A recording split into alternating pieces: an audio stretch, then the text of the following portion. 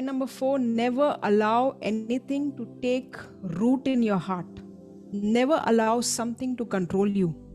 Never allow any relationship to control you. Okay? When you are, you have with your friends, okay, or maybe your relatives or whatever, make sure that that relationship doesn't begin to control you, okay, because then it becomes manipulation. You should not be thinking all the time, okay, if I dress up like this, what will that person think? If I do this, how will she react, he react? That means you are becoming very conscious of that person. And what does the devil do?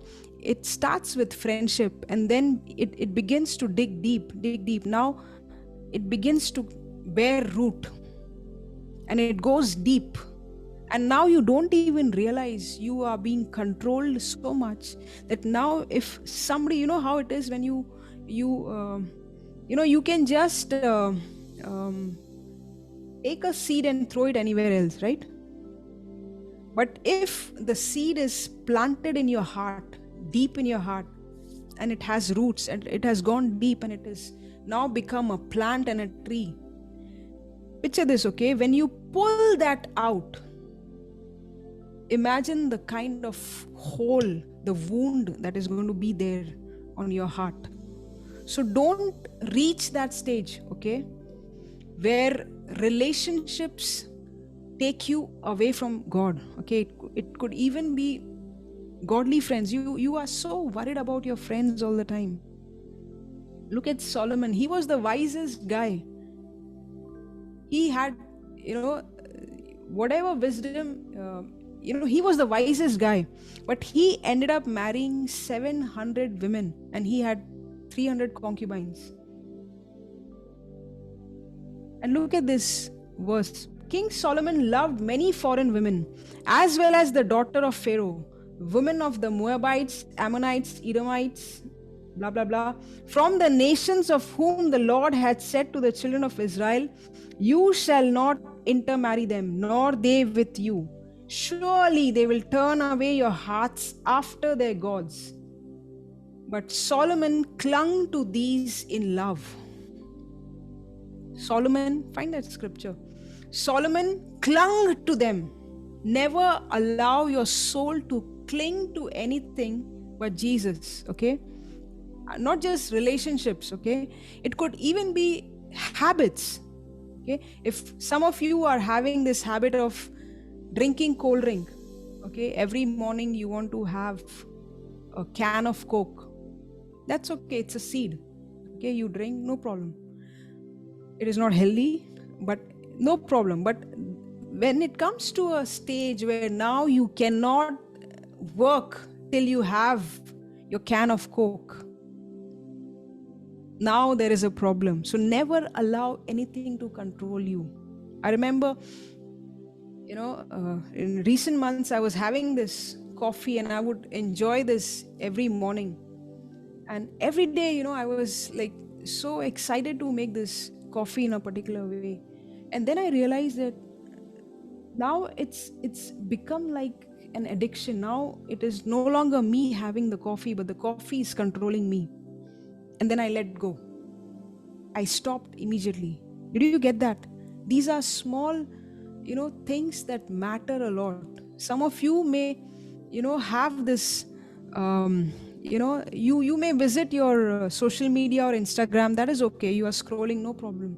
But now it has become, now some of you are so, addicted to your phones that even when you're talking to each other, even when you are hearing this, you may be, tapping at your phone or scrolling. Now what has happened? That habit has taken root in your life. And that is very dangerous, because now the devil gets a gateway. He gets an access point in your life. Do you get that? Now he gets a path in your life to come in and destroy you. That's how addictions happen. That's how people get addicted. So never allow anything, okay, anything or any relationship to control you. Young people especially, okay, young girls, never share your deepest heart's desires, or your traumas or your pain points to people from the opposite sex. Okay, that is one way you lower your guard. That is one way you invite, you invite them to come. Then you fall in relationships, and now you are so controlled. You have lost your liberty, because every time your whole world becomes that person. And you're not even a marriageable age. Okay, unless you are saying that in 6 months I'm getting married. Don't think about relationships, please.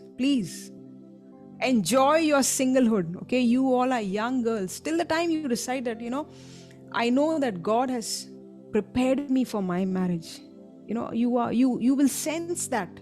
You will sense that season where you'll know that now God has prepared you, or He's preparing you. That's the time where you say that, okay, yes, you start seeking the Lord intently for that. Otherwise, you're out of college, you are, focus on your career, please. Have dominion wherever you are working. Don't get stuck in relationships. I've seen so many young people who were on fire for the Lord, but this is the bait of the enemy. He puts you one compliment from somebody from the opposite sex, and you are like, oh my God, nobody understands me, but this boy, he understands me.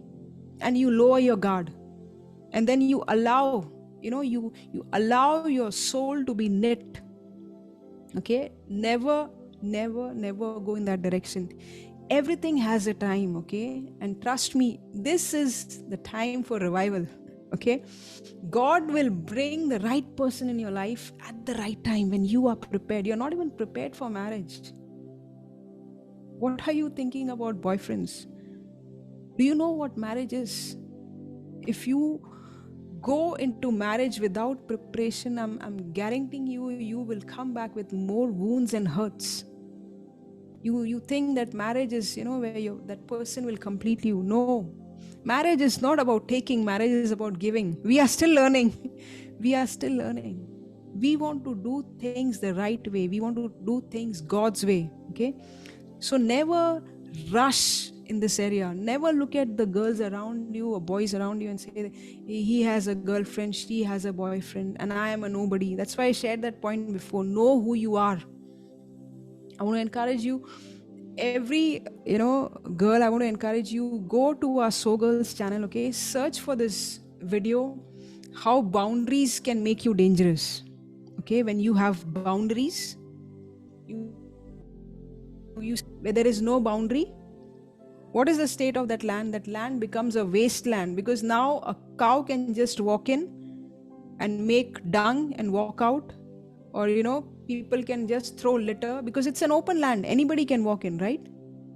But in that in that teaching, you will learn that how boundaries can make you dangerous. When you have a boundary, when you don't give yourself away, when you don't do things, when you don't wear clothes or makeup to please somebody, but you are dressing up for the King, where you are secure in your identity, where you know what your boundaries are, where you understand that you can't be engaging with the opposite sex alone, because this is not your season.